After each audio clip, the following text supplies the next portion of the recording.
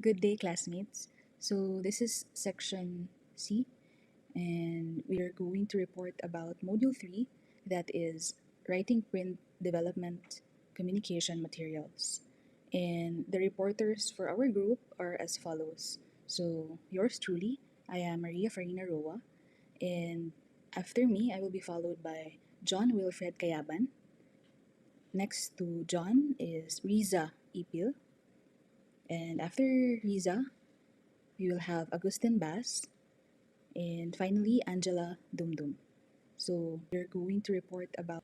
Let me begin with the contents of this report. So first, we will be tackling about, of course, the introduction, which is the writer's job, and then achieving readability, recognition, vocabulary, and use vocabulary.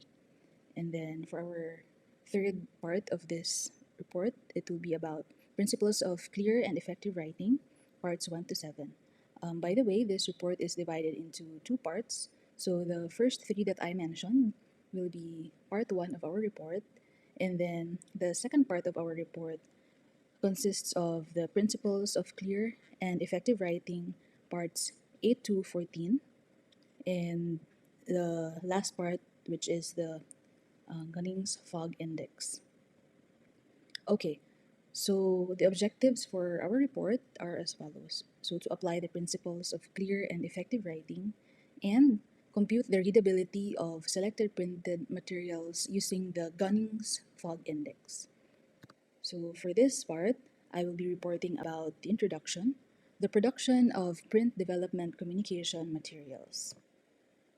And I think it is common sense that effective writing is simply learning how to use words and sentences to get your message across to your intended audience in a clear and creative and simple way, right? So, the production of print development communication materials is a complex process as it involves many people. The team is composed of first, no, the writer, and then you have the editor or editors, the illustrator, and then layout artist, and finally the printers. This is one of the modules that is designed to teach us, no, the various principles and practices involved in the work of each member of the print material design and production team. And one person operations are not advisable in the field of development communication or even mass communication.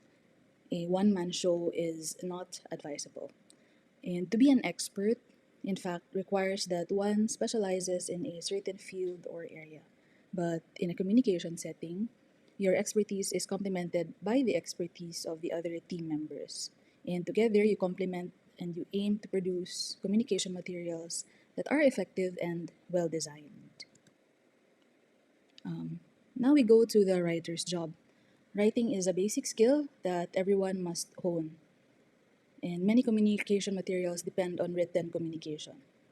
However, in development communication, though it is also necessary to be creative and interesting, it is crucial to get the message across clearly and effectively. And we begin with the thought, how can I get my audience to understand my message?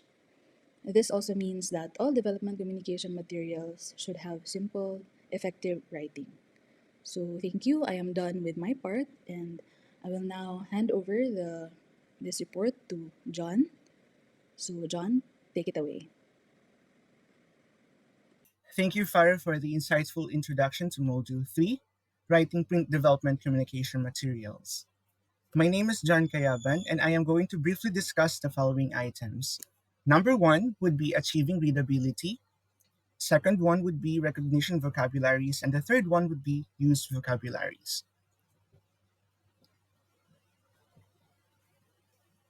Although there are a lot of readability formulas stated in the module, we will be focusing more on Gunning's Fog Index. One very simple but a rough way to measure readability is to choose a short passage from a piece of a random written material. If you can understand the passage in one go, then it is readable. Angela Kristi Dumdum will provide a thorough discussion of Robert Gunning's Fog Index at a later time. Why do we need to pay special attention to the words we use? Simple, because there are at least two important aspects that affect readability. Number one would be the words that we choose. Second would be the length of our sentences. Keep in mind that people have different capacities for understanding things, depending on their educational level, experiences, and even cultural backgrounds. Recognition vocabulary. Your recognition vocabulary is larger than your use vocabulary. We certainly do recognize more words than we actually use. The key thought here is to get your message across to a general audience who may have varied educational backgrounds. Make sure that the words you use can at least, the very least, rather, can be recognized by the majority. There is no single formula for good writing. In fact, writing cannot be taught. It can only be learned. So keep on writing.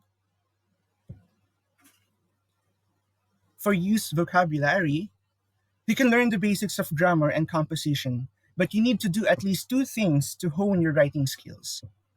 The first would be reading more. Reading a wide variety of materials will be beneficial as you will be exposed to different writing styles and you will also improve your vocabulary. Second one would be practicing to write more. Write more, as simple as it is. So, doing so would develop your own style, your own approach uh, to presenting an information and the likes. So, we're on to the next part of our report, which will be presented by Rizza. Thank you so much for listening. Good day, everyone. I'd like to extend my gratitude to Farah and John for the insightful introduction to Module 3. I am Riza, and alongside Agustin, we'll be sharing some essential principles to enhance your writing for clarity, effectiveness, that can help you achieve readability. Let me start with the first seven principles. For the principle 1, think first, then write. Effective writing begins with clear thinking. Think of writing as a journey. You must chart your destination and plan your route. Start by trying to answer the following question: why am I writing? As a DevCom practitioners, we write for a specific purpose. Another question is, who am I writing for? Determining your target audience is crucial in the writing process because it influences the tone, style, content, and overall approach of your writing. Lastly, what am I writing for? Consider whether your writing is destined for a journal, newspaper, or radio. Once you have answered these questions, your next step is to gather every ideas you got and organize it. Just like in a journey, you will need a roadmap. Your roadmap is your outline. Outlining helps you structure your thoughts and ideas logically. Here are some outlining tips. First is start thinking about your central idea for your piece. Central ideas is the main point you want to convey your reader. It should be brief and straightforward. Next is identifying your specific purpose or learning objectives. This is your main purpose for writing your piece. It helps you clarify your intention and ensures that your message is clear and focused. Then the third step is to think about your main ideas.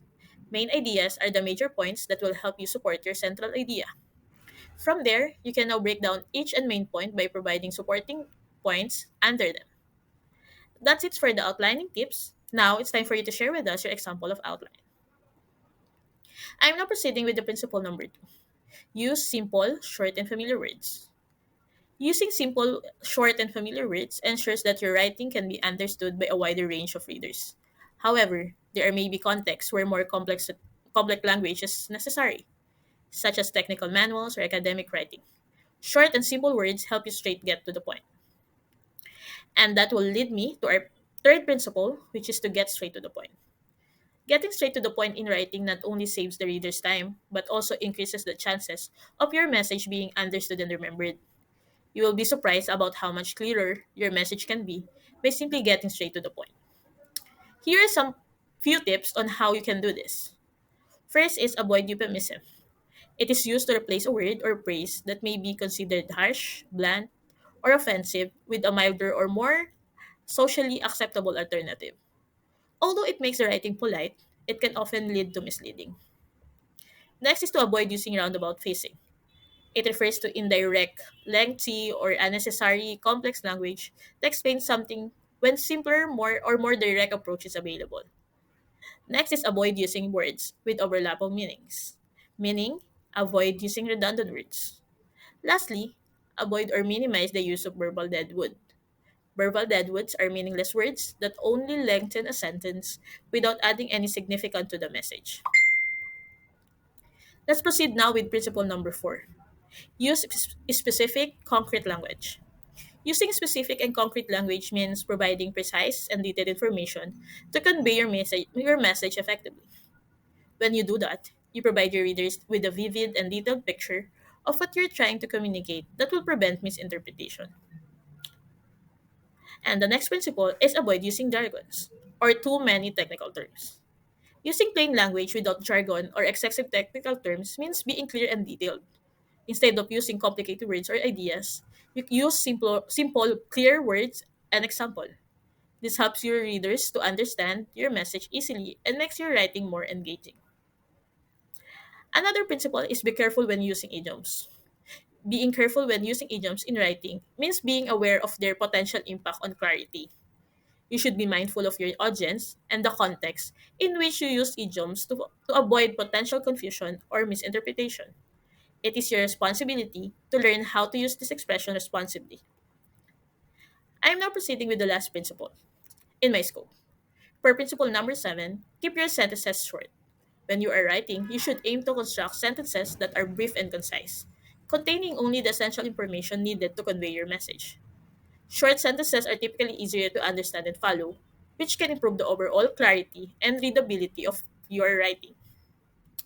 There are several ways you can do to trim your sentences. You can punctuate your sentences, edit it, and rewrite it all together. And that's it for my part in Module 3. Our teammate Agustin will be reporting the principle 8 to 14. Appreciate your time, and I hope I deliver my presentation clear and straightforward, just like the principle of effective writing.